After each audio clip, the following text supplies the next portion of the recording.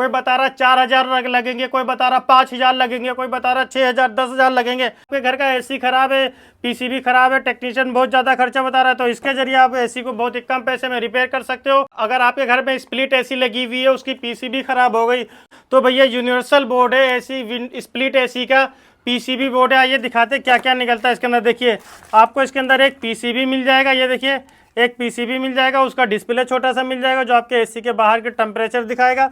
उसका रिमोट मिल जाएगा, ये देखिए उसका रिमोट मिल जाएगा, उसका ट्रांसफार्मर मिल जाएगा इसके साथ में, और कॉइल सेंसर मिल जाएगा, और थिम्बल कवर मिल जाएगा। ये पूरा आइटम अगर आप खरीदते हो, आप इसके प्राइस की बात करें सिर्फ और सिर्फ 899 रुपये में हमारे पास मिल जाएगा। घर बैठे ऑर्डर कर सकते हो।